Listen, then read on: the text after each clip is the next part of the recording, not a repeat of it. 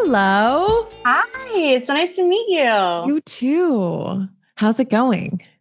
Pretty good. Just crazy with summer. I have three kids under the age of 7. I have a 6-year-old, a 3-year-old, and a 1-year-old. They're all home for the summer. So pretty crazy. It's anything but a break. No, it is absolutely, it's 24/7. It's just 24/7, but it's Ooh. fun. We have some stuff planned. So cool. Now, are there like daycares or places? I know there's like a gym near me where you can drop Mhm. your kids for 2 hours and they watch them. Yes, we have that right next to our house at the LA Fitness. And I have my oldest daughter signed up for cheer camp this week. I'm like, this is going to be great for a little break. And so I'll just hang out with my younger two boys. Yeah. Turns out it was actually a little stressful because I had to drop her off at 9 and then I had to be back at 11:30. So I'm like, okay, I didn't Stop. think this through. No, no, no, no, no, no, no, no, no. And do you have a partner? Yes, I do. I have a Husband? husband. Okay, okay. And Yes. is he helpful? He is. He does. When he comes home from work, he gets home around like 5. He's pretty much just dad mode. I don't think I've done dishes in probably 2 years, which is That's great. great. Yeah, Yes. he's Yeah. very, very involved. The only hard part is he goes to work at 6 and gets home at 5. So I am for the 11 hours he's gone. It's just solo mom. And that is a lot with three kids, 6 and under. Yeah. Jeez. Okay, well, let's get into it because we have about a half an hour and I want to know Okay. everything. Yes. So you're also in sobriety, Yes, I I hear. am. Can you tell me a little bit about what it was like and what happened and what it's like now? Yes, I'm very familiar with that. Yeah, what it was like. I started experimenting with alcohol, weed and stuff, kind of like the normal stuff when I And was where was this? in like middle school. I live in And South Orange where? County, Okay. so Okay. just like the normal, like, oh, I got my parents vodka, I Yeah. filled a water bottle with it, that whole thing. But what I didn't know was I have this allergy that when I start doing something like that, there's no breaks, it just keeps going. And it was not too long after that, I ended up, I was bringing my own parents' vodka and water bottles to school. I was Whoa. stealing Robitussin. I was a good Robitussin taker. I used to take a bunch of Robitussin before I went to school, and was just it was getting out of hand. Things What is like Robitussin again? it's just cough syrup. Oh, okay. So you're all drowsy in algebra. Yes, yes. Okay. Okay. I would. And our teachers would be like, "Are you okay?" I'm like, "I just didn't sleep well," and just totally trying to play it off. Yeah. I ended up, my parents obviously catch on. I feel like as a mom now, I'm like, wow, I would know immediately if my kids were doing something. So Totally. obviously they catch on. Yeah. And I got sent to a group home on local around here because I had also gotten in some legal trouble, like petty shoplifting, stuff like that. Um, and I got a possession charge while got caught shoplifting. What did you steal? It's the craziest thing. I walked in, took off my shoes, put another pair of shoes on at Target, and tried to walk out. And this correlates well. Had a bunch of Xanax on me, and so I was obviously taking Xanax and thought that this was my brilliant idea. I was like, no one's Super gonna know. slick. I Super know. slick. One time, my mom because I'm also a recovering addict, so I Yeah. get it. There's never any judgment here. But I remember in high school, my mom gave me $20 and she goes, I'm going to a baby shower. I need you to go get a onesie. Here's $20 and go to the Babies R Us or whatever the frick it's called, buy the onesie and come back. So I go with my best friend, Jack, and obviously we're like, $20. This is weed money. Are you kidding me? Yes. Hello. So I'm like, here's the plan. We're going to take the money, go buy some weed and steal the onesie. Mm-hmm. So we go in. we have this whole system, right, where he'll distract the employee and be like, excuse me, I was just wondering where the 2 to 4 section is. And while he's being all loud and annoying, I would go and take the onesie. So I take the onesie, we go buy the weed, we're freaking loving life, get back home. I'm like, Mom, here's the onesie. She's like, this is the wrong size. And I'm like, oh. And she's like, you need to go return it and get newborn. This is like 16 months, you idiot. Go, it's a newborn. Okay. And I'm like, well, I can't return a stolen item. Obviously, I didn't tell my mom that. So I was like, all right, no problem. We'll go back. So now we're high and we have to somehow go back in and steal a newborn size of this onesie. Right. And now looking back, we should have just gone to a different store or something. I know. I was just like, why would we go back? Because we're dumb 16-year-olds and I don't like, I actually just thought of that now. Why didn't I go to Target? But we go back, we successfully steal the newborn onesie, which is just terrible. The whole thing is terrible to just steal baby clothes. Oh God. And so then we get in the car and we're like, well, we might as well, like we got the newborn onesie successfully. We might as well like smoke another bowl. And Jack's like, ugh, this one's really dirty. I should clean it. So he takes the 16-month onesie and he starts cleaning the bowl with it. So now this is really bad. So now the onesie is like covered in resin and cannabis ash and stuff. And we like forget it's in there and just put it under the passenger car seat, go home, give her the newborn onesie, all is well, until like 2 weeks later, she comes out of the car and she's like, what is this? And she just pulls out the 16-month resin-filled, disgusting onesie. And I just like played stupid. But anyway, that's my dumb story. Back to you. Just the dumb shit we do. So you took off your shoes and you were like, I want these shoes instead. Walk out with the new shoes. I think that's pretty slick, but whatever. So you get arrested. So the police were called. And since I was a minor, they just released me to my mom. But I did get the petty shoplifting and misdemeanor possession. And what's the worst part about it? My mom came to get me and the prescription was in her name. And I'm like, oh God, no. Worst. But after that, I was on probation for quite a while. And so when I went to this group home, it was all girls who had drug addictions, were on probation, things like that. So weird, I don't know if you relate, but something that it didn't click for me until I actually got sober this time was I always thought that once the drugs and alcohol were removed from me, then I was going to be okay. That was going to be normal. And I didn't realize that like the drugs and alcohol were my solution to my life in my head, that when it was taken away, I was actually insane. I was a crazy person. Wow. I was at that group home and I was in all sorts of trouble all the time. I was stealing from the other girls, never doing homework. I was like lying, like compulsive lying about the most random things. And I ended up getting kicked out of that residential treatment center. And my parents, I don't think knew what to do. They were like, I don't know what to do with her, And so I just kind of continued on until I found heroin. And then once I found heroin, I was 17. It was like my senior year of high school. Then my life just stopped progressing forward. Like my entire life became about heroin. And that was the end goal of every single day. I didn't realize it until I got sober this time that it literally, there was no part of me outside of it. It was just, that was my life, Yeah. Multiple detoxes, multiple treatment centers and stuff. Tried to get married to another drug addict. And I'm like, this is going to go great. Yeah. It's amazing. This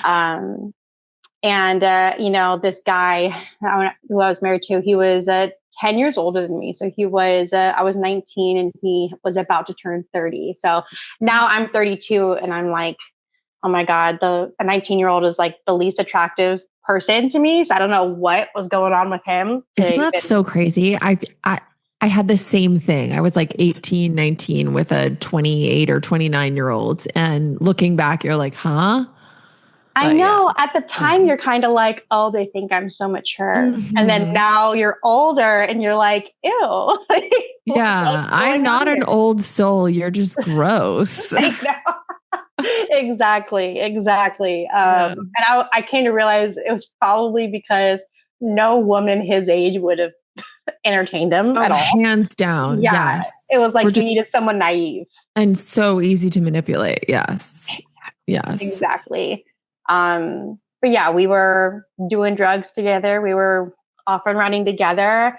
I don't know what was going through my mind, but I'm like, I want to have a baby. You know, I thought that if I had a baby, it would give me some purpose. Yeah. And I would be like, you know, there's a reason to stay sober. There's a reason to not do this anymore. Cause down like to the core of it, it had stopped being fun a long time before I actually got sober. You know what I mean? Where Yeah. it's like at a certain point, like I'm just staying well. I'm not having fun anymore. This is actually really hard and really miserable.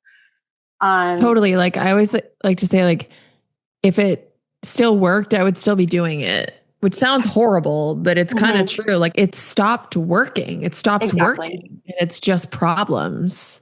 Exactly. Where it's like you can maybe get like a tiny bit of relief, but really I'm just like essentially staying on top of being dope sick. Like that's really what it is at that point. And all I have are, like you said, all these problems around me. Yeah. And it's not solving any of them, you know? Yeah. And thank God I didn't get pregnant. Thank God. I always think like, thank God I didn't get pregnant. Mm-hmm. And I had tried multiple times to get sober during that time. Could never do it. He was never on board with anything. Not like blaming him or anything like that. It was all my responsibility, but it is kind of hard when you're in treatment and then you come home on a pass and there's like meth in the bathroom. Yeah, you know what I mean? It's a little tricky.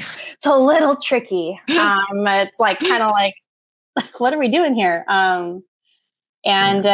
We ended up moving up to Portland, Oregon, where we thought we were going to get away from everyone in Orange County. Orange County is full of drug addicts. I realize now that's not true, but that's what I thought, right? Yeah. It's the only people I knew. Then we got up there and I was doing good. I was like just kind of smoking weed and drinking, doing okay.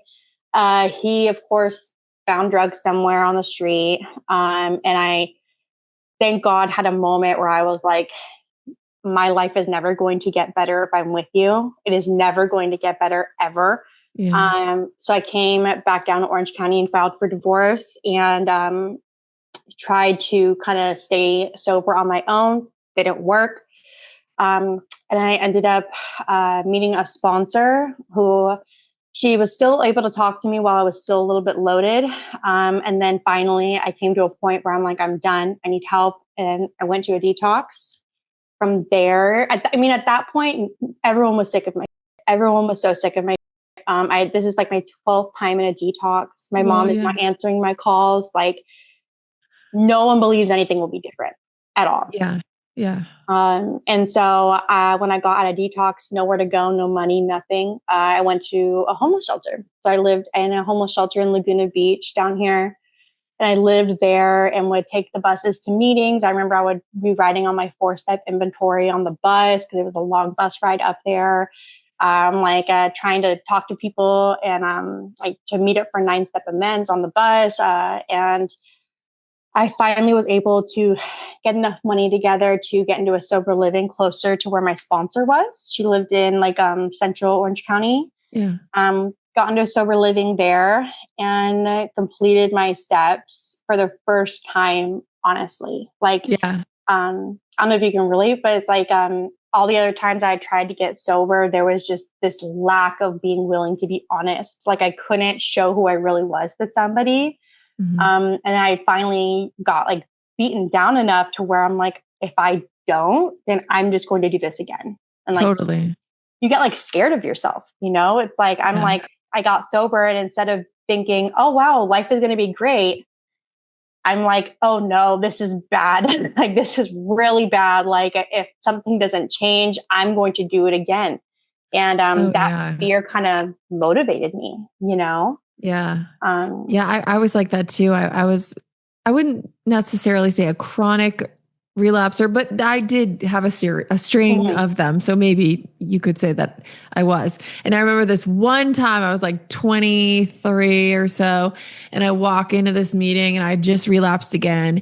And this girl, you know, the greeters at the door, she's like, "Hi, how are you?" And I was like, "Yeah, I just relapsed, but I'm back." And she goes, "You know, Laura, I just buried a blonde, bubbly 22-year-old blonde because she OD'd in her bathtub and died. You're not too young. You're not invincible. This thing will take you out and it will kill you." And I was like, "Good morning to you too." You know, like, Jesus. But for whatever reason, that just got me. It was like, dang, because I think I saw my friends still doing it. And I was like, oh, maybe I was kind of wishy-washy, right? I wasn't fully committed. But that scared me, and she scared me so much that I asked her to sponsor me, because I was like, I need to be scared of the person. I needed like a drill sergeant, you know, or else I wasn't going to listen to you or be rigorously honest, like you said. You know, to really be rigorously honest is so key.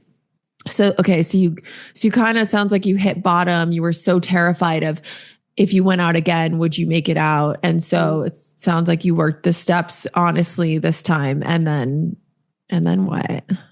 Yeah. I mean, I also needed the same thing. I needed someone who, because one of my biggest character defects is I'm a people pleaser. I will say what I need to say to make sure that we're okay and that you're happy and that I get your approval.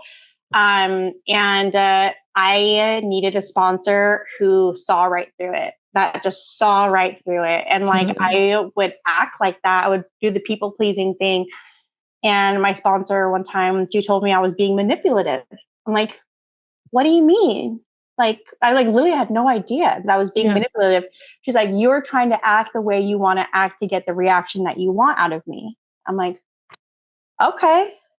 All right. And then she kind of really helped me see myself better. You know, it's like she was able to see certain things that I necessarily wasn't able to see, and was loving enough to point it out, you know, like that's where like the real love is. Like, love isn't like watching someone walk off of a cliff and say like, okay, see you later. It's like, no, you're about to fall off a cliff, like come back this way, you know? So that was like, I really understood the definition of like, you love someone until they can love themselves. And so she told me the truth, honestly. And I finished my steps, and I was just at meetings all the time. I was working my little get well job at Starbucks. And I was at 9 meetings a week, I think, for over my first year. And then the thing is, when I had been with my ex-husband, I had filed for divorce at this point. He was doing God knows, you know, but I had never gotten pregnant, even though I had tried to get pregnant. So I thought like, okay, if I ever want to have a baby in the future, then I'm going to need IVF or something, because I never got pregnant in 6 years. Like, that has to be infertility or something. And I started dating this guy who is now my husband. Start dating him. And how'd you meet him? Through AA.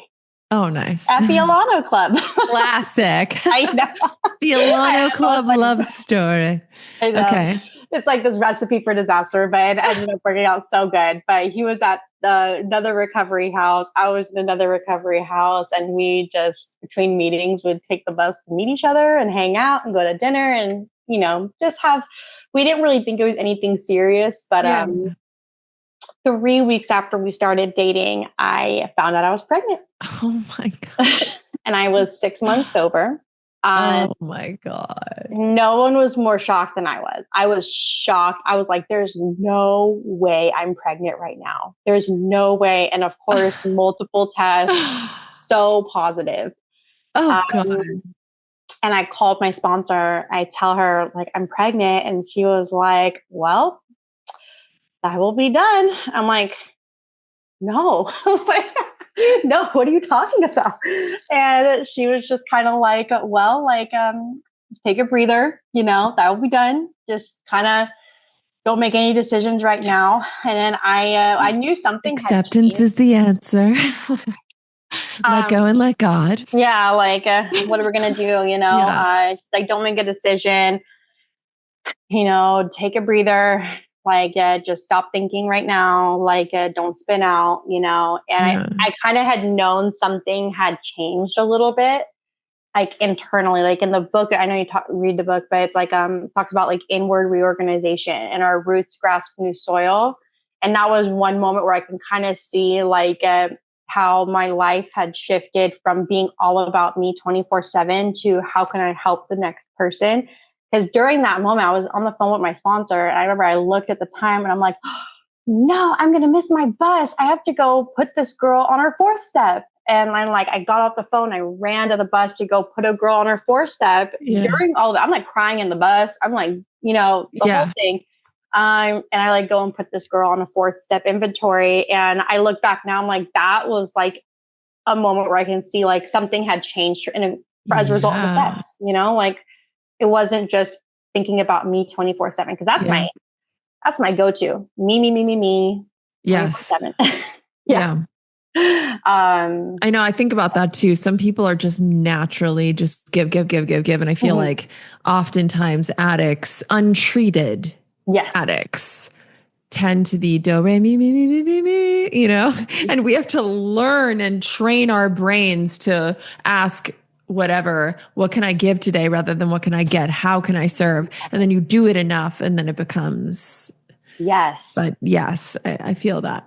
Yeah, absolutely. That's like I think the reason why I had such a hard time every time I tried to get sober.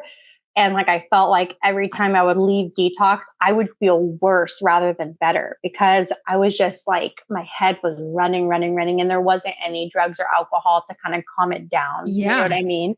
Yes. And so that was what I think the issue was for all those years. But I ended up keeping the baby. I had my daughter it's crazy. I had my daughter March 11, 2020, 2 days before the lockdown.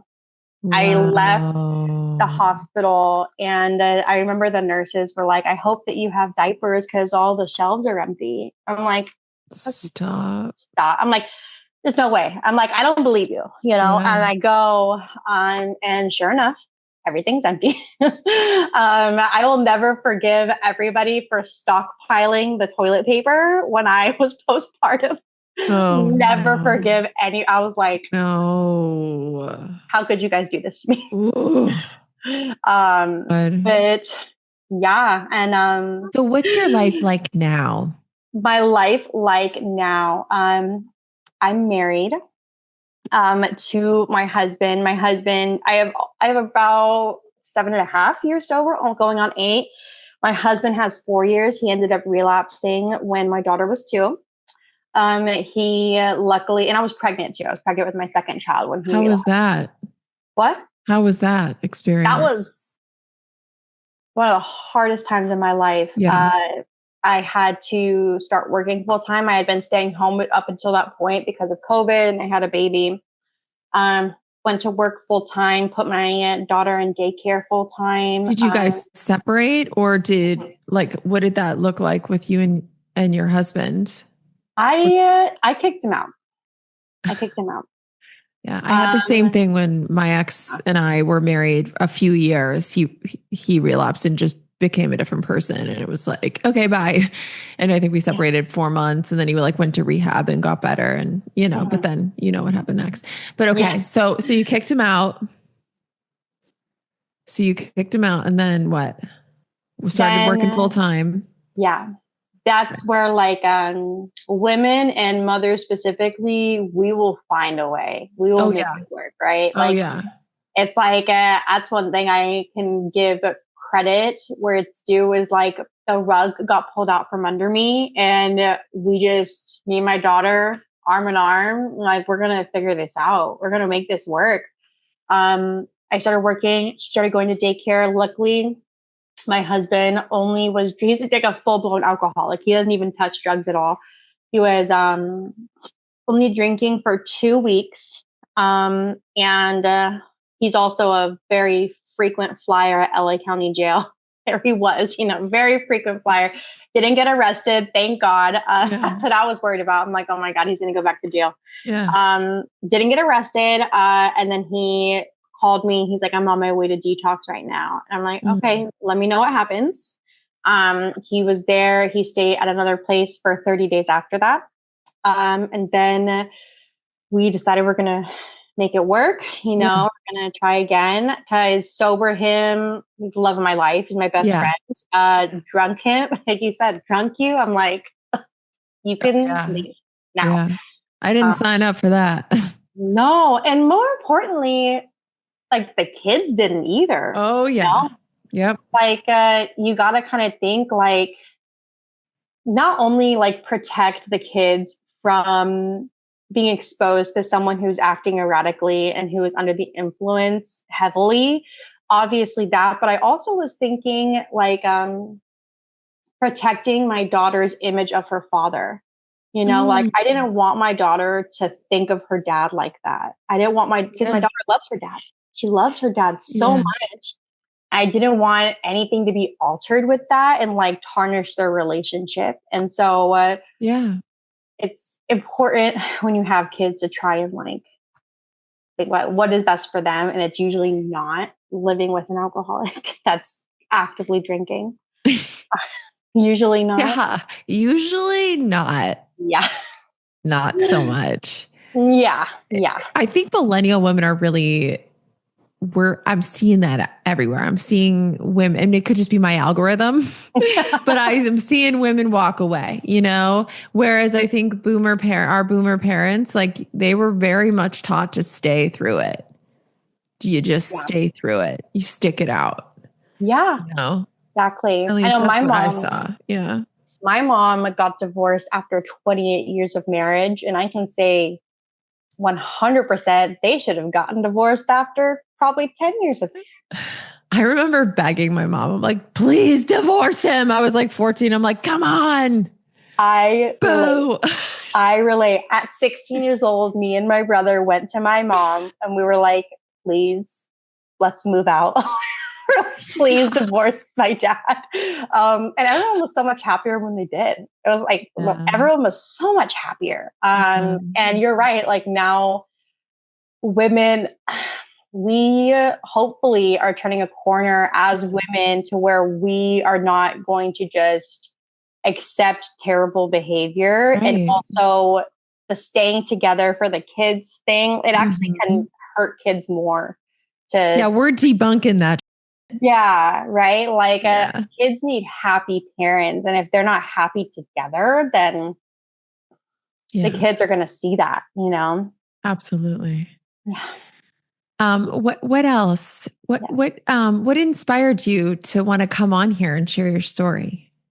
Well, I think that I know for me, when I was even like a little bit before I got sober and when I first got sober, I never, ever, ever imagined my life would be what it is now. Now I'm married. I have 3 kids. I'm finishing some classes to start nursing school pretty soon. And, I'm able to be a part of my family. My parents come to me for help, which is such a gift when it was like never like that ever. And I'm able to be a resource for other people. Back when I was first getting sober, I could have never in my mind thought how anything would ever get better. And I think that kept me stuck for so long in addiction. It was just like, I cannot see the light at the end of the tunnel. I cannot see how life will be any different. And I hope when I talk to people who maybe they're struggling, maybe they're still in addiction, maybe they're still relapsing over and over again, like I did, that I can show them like this program works, you can get to another side and it'll be better that you couldn't have planned it yourself. Like that's always what I think, like my life has gotten infinitely better when I stopped planning it myself. Like when I started working like that third step, right? Like I'm turning my will and my life over to a higher power. When I started doing that, life unfolded so beautifully. And even today, not to say I don't still struggle, like I go through ups and downs all the time. Whenever I try and take those reins back, that's when life starts getting painful. That's when I start having problems in like my marriage, being snappy with the kids, having problems in my overall life, right? But whenever I just let it go and give it over to a higher power, everything Sure. flows how it's supposed to. Yeah, Um, that's beautifully said. I think that's so true. So it sounds like, yeah, you want people to know that there is a solution, there is a way out, even if you feel like you're in the depths and there's no way, there's no light at the end of the tunnel. There is, and you're yeah, proof. And yeah. you're proof. Thank you. Oh my gosh. And you're a great mom and a great wife. And this is exciting. You're going to nursing school to just be of Crazy. more service. You Yeah, went from a shoplifting, crazy, selfish I know. to mommy, nurse. What else? But I'm sure you have friends that Yeah, count on you. What the I know. It's huh? crazy. Isn't it? It's nuts to Dude, see when I tell people about what I was like before sobriety, they're like, no, you go to bed at 9 p.m. The only shot you take is ginger shots. No way. And I'm like, oh, girl. Isn't that funny? I know. Yeah. I know I'm a part of this church group that's at our church locally. And I forgot how it came up, but at some point it came up about like my story. I think they were like, oh, we're going to go get drinks here. And I'm like, oh, I don't drink, but I'll come along and hang out. And then I kind of got into it and I told these women and their jaw, church women, their jaws are on the floor. And I'm like, oh my God. Because you tell these stories to someone who's also in the rooms and they're like, yeah, me too. You tell it to anybody else, they're like clutching their pearls, like they It's cannot so handle true. it. It's so true. And you kind of forget how crazy it is because it was just a part of your life. And I Yes. forget like how nuts that was. It seems like a different person. Doesn't it? I know. When I look back, I do feel, yeah, it's like a different person. And that's not to say if I stop, and everyone has their own way, right, of maintaining their sanity. And, for me, I like 12-step programs. It works really well. I have like a home group of women that I go to every Friday at 10 a.m. that they're like between 60 and 90 years old. And I love them so much. And we all go to Starbucks after and they yell at me and it's amazing. But everyone has their own thing. But I guess, yeah, if I didn't have these little steps and tools, I'm sorry, if I don't go to my meeting, to attempt meditation, it's very hard with young kids. Hello. Yeah. I'm sorry. There's no like waking up and doing a 20-minute transcendental meditation. What? Yeah. No. But at the very least, I can be present with my kids, stay off my phone. You know what I mean? Do some affirmations. I could pray at the very least, right? I just ask God or higher power, whatever it is, remove my fear, replace it with faith and love, and help me to serve in whatever way you see fit. You know what I mean? Just these little steps. If I don't do that, then I do go back to that untreated addict. And it comes in other ways. At this point, I don't really want to drink or use, but other things, I swear to God, TikTok. I'll get high on that just on scrolling, right? And the dopamine. Same. Oh my God. It's Or so bad. right? TikTok or, could be I want to say shopping, but not really shopping, but I'll look at stuff or whatever. Love, sex, anything. It's just the cross addictions are real if we're not getting centered and doing those little daily tools, those maintenance tools. So Absolutely. yeah. It's like my sponsor had put it in a really good way that made a lot of sense was like alcoholism. It's not about the alcohol at all, but it's like this root And out of this root will grow weeds. And like one weed will be like alcohol addiction, drug addiction, gambling, shopping, sex, all of these things. Yeah. We can cut down the weeds, they'll grow back. You know, if we're not getting to that root problem, then we are just going to have these weeds keep going. We're going to have them pop up here, pop up there. And it's like whack-a-mole. And so like the goal of the 12 steps is to get that root and pull it out. And like, we're going to, like in the book, it says replant new soil. Yeah. So she put it that way. And I love that. That's a great analogy. I also like you can't get clean off yesterday's shower. Yeah. I mean, you can go one day, maybe. By day 2, you're offensive. Day 3, no one wants to be around you. Yes, absolutely. You know? Yeah. So, well, thank you so much. Is there anything else you want to share with the audience? I mean, you have such an inspiring story and I loved hearing it and getting to hang with you. Not really that I can think of. We kind of went over a lot. So we really did good. Thank you so much for having me. Yeah. Thank you for taking the time. And I think you'll inspire many, many people. Yeah. Thank you. I hope I can help somebody. Yeah. Your vulnerability and honesty is really powerful. So thank you. Thank you for that. Thank you so much. Yay. All right. Well, have an amazing day and, deep breaths with the summer. I feel you on the summer break, but then I go, wait, but they're getting big. Like Alfie, my son, he's going to summer school. So, and it's good for him, Poppy, I said, do you want to go to summer school? She goes, absolutely not. And she's 5. And I was like, okay, because girl, she's getting bigger. I don't want more kids.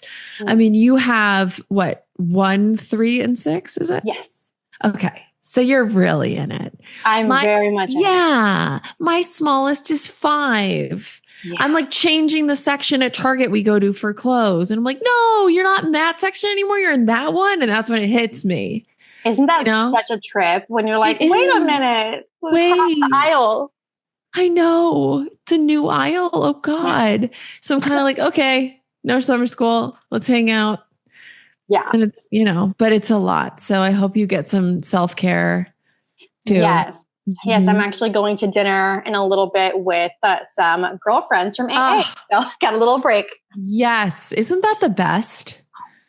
Yeah. It's just like nothing beats lunch, dinner, coffee with your girlfriends. Nothing. We're going to Revolving Sushi and I cannot wait. I can already taste the wasabi for you.